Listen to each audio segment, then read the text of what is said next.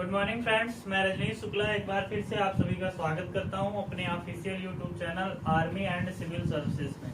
दोस्तों, जैसा कि आप जानते हैं कि हमारे इस चैनल में सब कुछ आपको एक सीक्वेंस वाइज पूरी क्लासेस मिल रही हैं। तो उसी के सिलसिले में आज का जो हमारा वीडियो होगा वो बायोलॉजी के ऊपर वीडियो होगा। और बायोलॉजी का जो वीडियो नंबर फर्स्ट है तो उसमें आपने देखा होगा कि बायोलॉजी की उत्पत्ति कैसे होती है, उसमें सेल क्या होती है, सेल के कार्य क्या होते हैं और सेल के महत्वपूर्ण अंग कौन कौन से होते हैं, उसी को हम लोग डिस्कस कर रहे थे।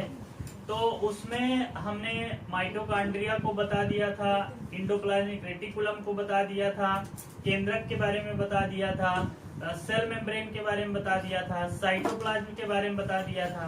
तो उसी के आगे का आज का वीडियो होगा। तो अपन शुरू करते हैं, टाइम ना वेस्ट करते हुए अपन शुरू करते हैं। वीडियो को शेयर जरूर ज्यादा से ज्यादा करें, क्योंकि जो स्टूडेंट्स इस लॉकडाउन के दौरान जिनकी स्टडी इफेक्टिव हो रही है तो उनकी स्टडी जो है वो कंटिन्यूअस चलती रहे, इसलिए वीडियो को शेयर जरूर करें। तो शुरू करते हैं दोस्तों आज का अपना वीडियो। तो कोशिकाओं के अंग के बारे में हम पढ़ रहे थे, उसी के आगे का ये वीडियो है। वीडियो नंबर 2 होगा, या कि ये कह लीजिए पार्ट नंबर 2 होगा, कोशिका एवं उसके अंग। तो अंगों के बारे में अपने को देखना है, ये आज का अपना टॉपिक है। तो कुछ अंग हम लोगों ने पढ़ लिया था, उसके आगे आज देखना है। तो आज जो अपन सबसे इंपॉर्टेंट आर्गन को ले रहे हैं वो है राइबोसोम्स। राइबोसोम के बारे में अपन देखते हैं कि ये राइबोसोम्स क्या होते हैं। राइबोसोम्स की सबसे पहले हम खोज देखते हैं। इनको बड़े आराम से समझना है, केवल रटना ही नहीं है। राइबोसोम्स की खोज जो है वो पैलाडे नामक वैज्ञानिक ने किया था। किसने? पैलाडे नामक वैज्ञानिक ने। ठीक है, ये चीज हो गई। दूसरा देख लेते हैं कि राइबोसोम्स को क्या कहते हैं। तो राइबोसोम्स को हम प्रोटीन फैक्ट्री कहते हैं। प्रोटीन फैक्ट्री कहते हैं। क्यों कहते हैं इनको प्रोटीन फैक्ट्री? क्यों कहते हैं प्रोटीन फैक्ट्री? इसलिए कहते हैं क्योंकि शरीर के अंदर जो प्रोटीन का संश्लेषण होता है तो प्रोटीन का संश्लेषण यही करते हैं। इस मतलब ऐसा समझिए कि प्रोटीन जो हमारे शरीर में बनता है ना, तो यही बनाते हैं, इसलिए इनको क्या बोला जाता है? प्रोटीन फैक्ट्री बोला जाता है। ठीक है ना। अच्छा, राइबोसोम्स जो होते हैं ये आपको ध्यान रखना है, ये पादप कोशिका में बहुत कम पाए जाते हैं। ये मान लीजिए कि नहीं पाए जाते हैं, पादप कोशिकाओं में इनका अभाव होता है। पादप कोशिकाओं में इनका अभाव होता है, ये इंपॉर्टेंट है, ये चीज आपको ध्यान रखना है। अभाव होता है मतलब ये प्लांट में नहीं पाए जाते। प्लांट में इनके जैसा एक आर्गन जरूर पाया जाता है, तो उसकी चर्चा अपन करेंगे जब अपन प्लांट पढ़ेंगे ना, बॉटनी पढ़ेंगे। बहुत जल्दी बॉटनी भी शुरू होगी, तो जब हम बॉटनी पढ़ेंगे तो फिर मैं बताऊंगा उस टाइम पे कि इसी आर्गन के बदले में प्लांट में क्या पाया जाता है। अभी आपको केवल 3 चीज ध्यान रखना है कि किसने खोज किया, तो पैलाडे ने खोज किया। इनको क्या कहा जाता है? प्रोटीन फैक्ट्री कहा जाता है। पादप कोशिकाओं में, प्लांट में इनका अभाव होता है। अब देख लेते हैं राइबोसोम्स के प्रकार क्या होते हैं। राइबोसोम्स जो होते हैं तो वो कितने प्रकार के होते हैं? 2 प्रकार के होते हैं। ठीक है, एक होता है 70S राइबोसोम्स और दूसरा होता है 80S राइबोसोम्स। ये ध्यान रखना है।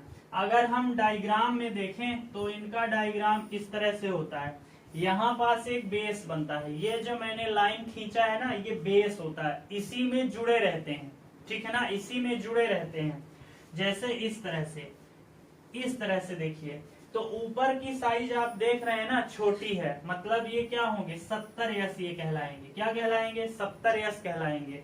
और ये थोड़ा बड़ा है ना, तो ये यूनिट बड़ी है, तो इसको हम क्या बोलेंगे? 80S राइबोसोम्स बोलेंगे। अच्छा, अब इसमें ध्यान रखने वाली बात ये है कि क्वेश्चन पूछा जाता है कि 70S राइबोसोम्स कहाँ पाए जाते हैं? तो ऊपरी हिस्से में पाए जाते हैं, बड़े निचले हिस्से में पाए जाते हैं। इसमें एक बड़ा क्वेश्चन पूछा जाता है कि जो राइबोसोम्स की यूनिट होती है ना, एक ये यूनिट हो गई, ये यूनिट हो गई, एक ये यूनिट हो गई, तो ये जो दोनों यूनिट होते हैं ना, किस आयन के माध्यम से जुड़े रहते हैं? ये दोनों जुड़े हैं ना, ये जुड़े हुए हैं, तो इनमें से क्वेश्चन पूछा जाता है कि ये जो दोनों यूनिट होती है ना, इन यूनिट को जोड़ने के लिए कौन सा आयन चाहिए या किस आयन के माध्यम से ये जुड़े रहते हैं? तो याद रखिएगा कि मैग्नीशियम डाई पॉजिटिव आयन की मदद से ये जुड़े रहते हैं, ठीक है ना। मैग्नीशियम डाई पॉजिटिव आयन की मदद से ये क्या होते हैं? जुड़े रहते हैं, ठीक है। अब कभी कभी पूछ दिया जाता है कि 70S राइबोसोम्स किस में पाया जाता है? तो ध्यान रखिए, जो माइटोकॉन्ड्रिया होता है ना अपना, मैंने बता चुका हूं माइटोकॉन्ड्रिया के बारे में। जो माइटोकॉन्ड्रिया होता है, माइटोकॉन्ड्रिया हो गया, और जो निम्न जंतु हो गए, ठीक है ना, निम्न जंतु हो गए, जैसे जीवाणु हो गया, जीवाणु हो गया, कवक हो गया, तो इन सभी में क्या पाया जाता है? तो 70S राइबोसोम्स पाए जाते हैं। ध्यान रखिएगा, इसमें पूछा जाता है एग्जाम्पल। लेकिन जो बड़े वेल डेवलप हो गए ना, बड़ी पादप कोशिकाओं में और बड़ी जंतु कोशिकाओं में कौन सा पाया जाता है? तो ये पाया जाता है, मतलब 80S राइबोसोम्स पाया जाता है। तो ये राइबोसोम्स के बारे में इतनी बात आपको ध्यान रखना है। इसकी डिस्कवरी किसने किया, इसको कहते क्या है, और ये कहाँ नहीं पाया जाता है, किसके माध्यम से जुड़े होते हैं, तो ये इतनी चीज आपको ध्यान रखना है। इसका अगर आपको लंबा पूरा डायग्राम देखना है तो पूरा डायग्राम इसका इस तरह से होता है। ये बहुत अधिक संख्या में इस तरह से ये कनेक्टेड रहते हैं। ये कहलाते हैं प्रोटीन फैक्ट्री, ये कहलाते हैं राइबोसोम्स, ठीक है ना। उम्मीद करता हूं कि ये राइबोसोम्स आपके समझ में आ गया होगा। अब अपन चलते हैं दूसरे आर्गन की तरफ, और जो दूसरा आर्गन है ना वो कहलाता है लाइसोसोम्स। ये इंपॉर्टेंट है, लाइसोसोम्स, इसके बारे में अपने को देखना है। लाइसोसोम्स, लाइसोसोम्स में सबसे ज्यादा जो क्वेश्चन पूछा जाता है वो 2 क्वेश्चन पूछे जाते हैं। हालांकि इसको अपने को डिटेल्ड में समझना है, लेकिन जो मेन इंपॉर्टेंट क्वेश्चन पूछे जाते हैं उसको हम पहले बता देते हैं। इसमें 2 चीजें पूछी जाती। एक तो बड़ा क्वेश्चन पूछा जाता है कि लाइसोसोम्स बनते किससे हैं।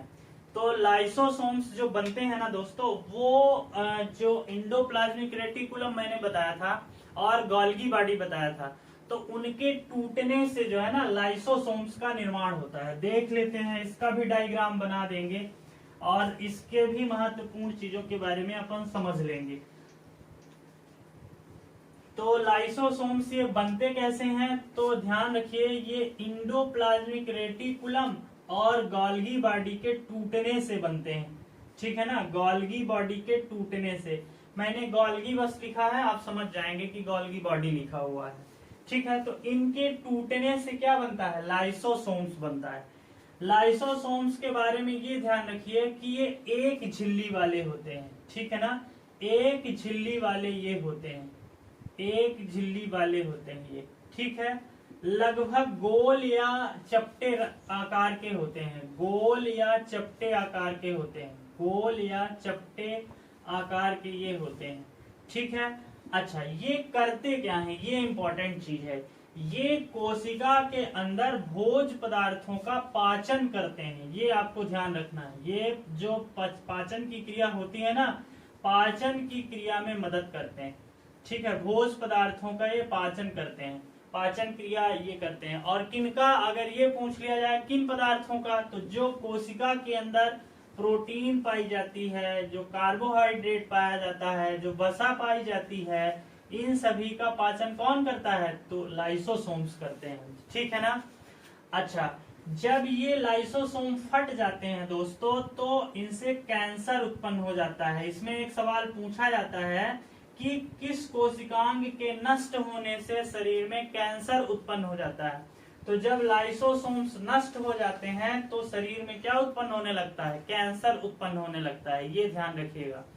तो इस और एक इसमें और महत्वपूर्ण चीज आपको ध्यान रखना है कि आत्महत्या की थैली किसे कहा जाता है? तो आत्महत्या की थैली इसी को कहा जाता है, लाइसोसोम्स को कहा जाता है। अब ये समझिए कि ये लाइसोसोम्स को आत्महत्या की थैली क्यों कहते हैं।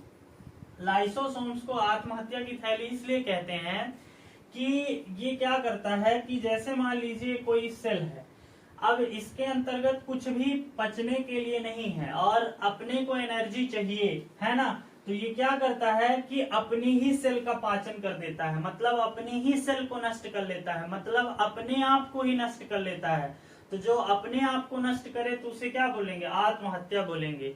तो इस कारण से इसे क्या कहा जाता है, आत्महत्या की थैली भी कहा जाता है।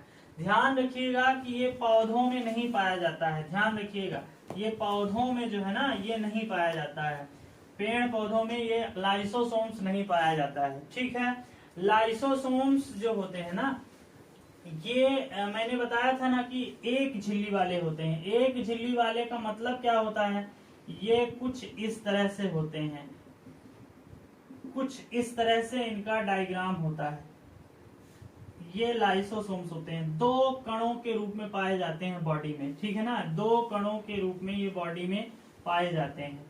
एक लेयर की इनकी झिल्ली होती है, यहाँ पे आप दूसरी लेयर नहीं कर सकते, मतलब एक ही लेयर रहेगी इसमें, ठीक है। इसका एक केंद्रीय भाग कहलाता है और इसमें मैंने बताया कि सारे प्रोटीन, कार्बोहाइड्रेट, ये सारी चीजें इनमें भरी हुई रहती है। तो दो कण के रूप में पाए जाते हैं। तो एक इसी तरह का डायग्राम यहाँ पे भी आ जाएगा, सेम इसी तरह का होता है। अब लाइसोसोम्स के ऊपर ना इस तरह से राइबोसोम्स लटके रहते हैं ऐसे, ये जो मैंने डॉट डॉट बनाया ना ये लाइसोसोम्स सॉरी राइबोसोम्स ये लटके रहते हैं, ऐसे जो लटके रहते हैं ना ये राइबोसोम्स रहते हैं, ठीक है ना, ये राइबोसोम्स लटके रहते हैं। तो सेम इसी तरह का यहाँ पे भी डायग्राम आ जाएगा, मतलब दो कणों के रूप में जो है ये पाए जाते हैं। तो ये लाइसोसोम्स के बारे में इतना आपको ध्यान रखना है कि लाइसोसोम्स बनते कैसे हैं। तो इंडोप्लाज्मिक रेटिकुलम और गोल्गी बॉडी जब टूट जाती है तब लाइसोसोम्स बनते हैं, मतलब इनके टूटे हुए हिस्से से लाइसोसोम्स बनता है। फिर देख लेते हैं एक झिल्ली वाले होते हैं, देख रहे हैं ना यहाँ मैंने इस तरह की दो झिल्ली नहीं बनाई है, मतलब एक झिल्ली बनाई है। गोल या चपटे होते हैं, ठीक है ना, ना तो ये पूरी तरह से गोल है ना तो पूरी तरह से चपटा है, तो गोल या चपटे होते हैं। ये करते क्या है, तो पाचन क्रिया करते हैं। किसका पाचन करते हैं, तो कोशिका के अंदर, शरीर के अंदर नहीं, कोशिका के अंदर प्रोटीन का, कार्बोहाइड्रेट का, फैट का, इनका पाचन करते हैं। जब इनकी कोशिकाएं नष्ट हो जाती हैं तो शरीर में कैंसर उत्पन्न होने लगता है। तो ये क्वेश्चन पूछा जाता है, महत्वपूर्ण पूछा जाता है, आत्महत्या की थैली किस कोशिका के किस अंग को कहा जाता है, तो लाइसोसोम्स को कहा जाता है। ये पौधों में नहीं पाया जाता है। इतनी चीज आपको जो है ना क्या करना है, आपको ध्यान रखना है, ठीक है। उम्मीद करता हूं कि ये लाइसोसोम्स भी समझ में आया होगा। अब आगे बढ़ते हैं और अगला जो अपना ऑर्गन है वो कहलाता है गुणसूत्र कहलाता है, गुणसूत्र कहलाता है, ठीक है। ये गुणसूत्र देखना है, ओके।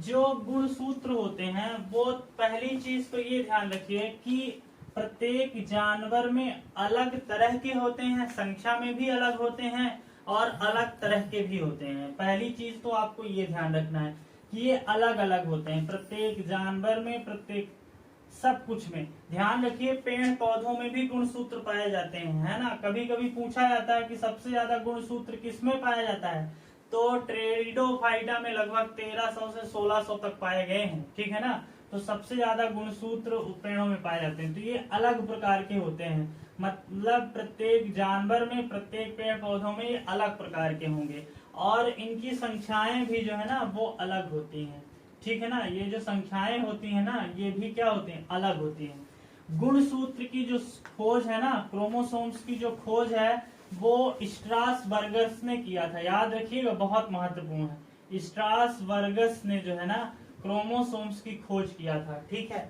और क्रोमोसोम शब्द का प्रयोग सर्वप्रथम किसने किया, तो क्रोमोसोम शब्द का प्रयोग ना सर्वप्रथम बाल्डेयर ने किया था, याद रखिएगा, बाल्डेयर ने सर्वप्रथम क्रोमोसोम शब्द का उपयोग किया था।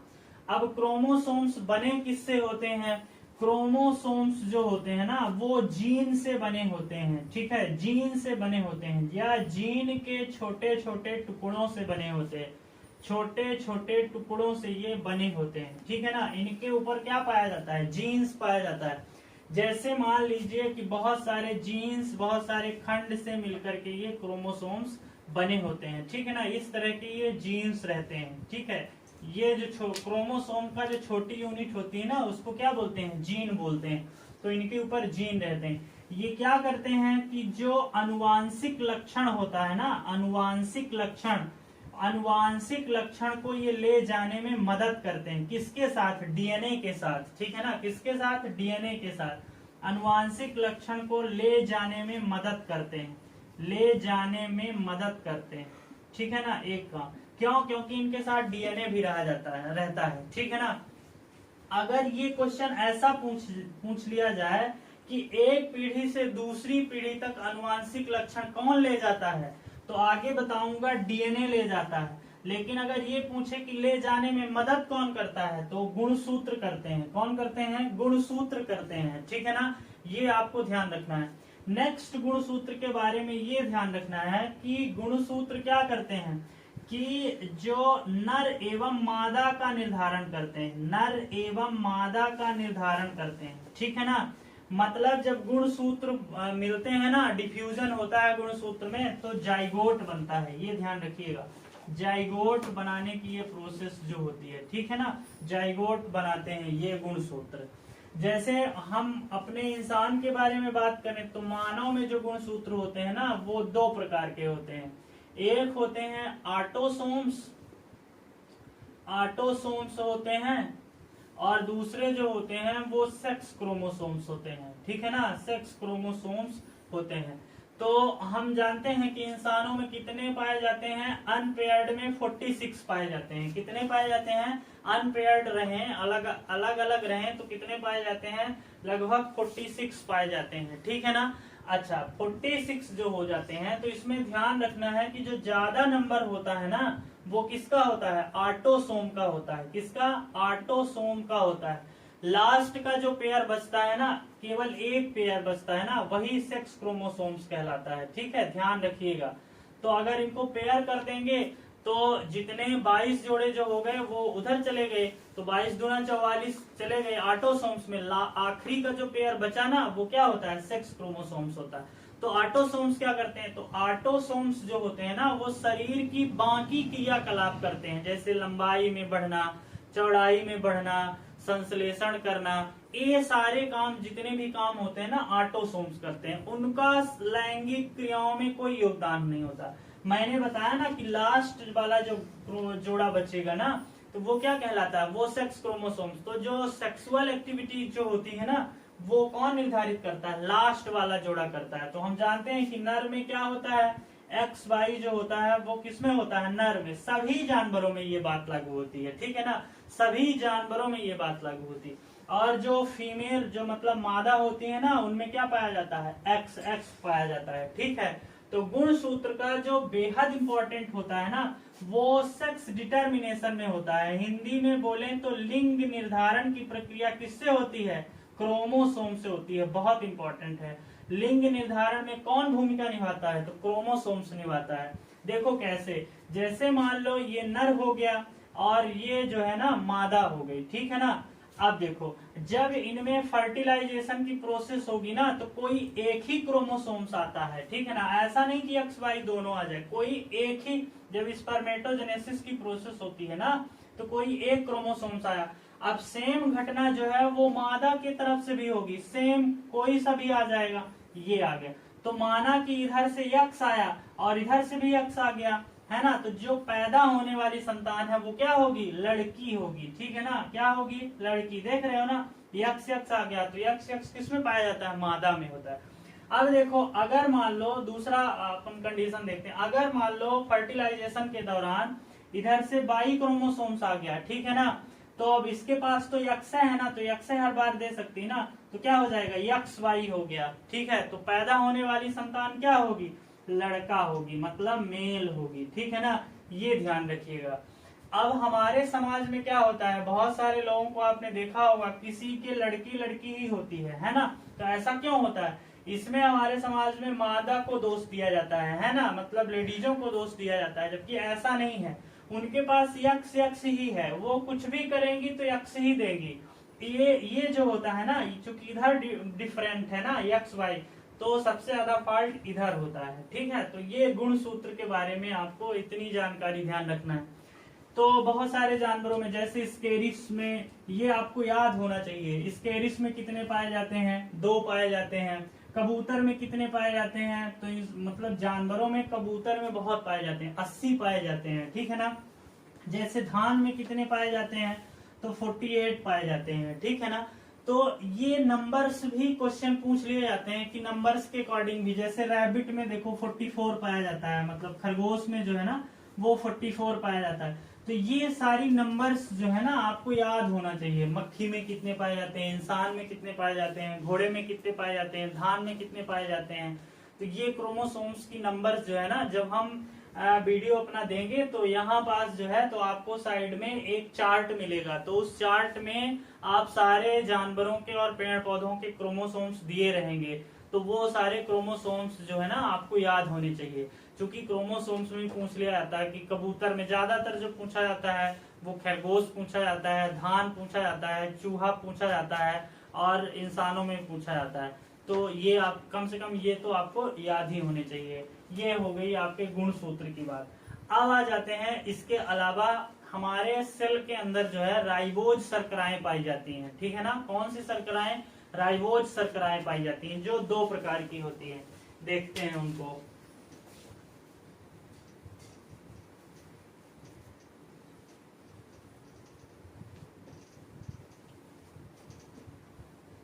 जो राइबोज शर्कराएं होती है ना, तो 2 तरह की होती हैं, ठीक है। अपन जानते हैं ये कितने काइंड्स की होती हैं, 2 काइंड्स की होती हैं। कौन कौन से, एक होता है आपका डीएनए और दूसरा होता है आपका आरएनए, ठीक है ना। डीएनए होता है और क्या होता है, आरएनए होता है, ठीक है।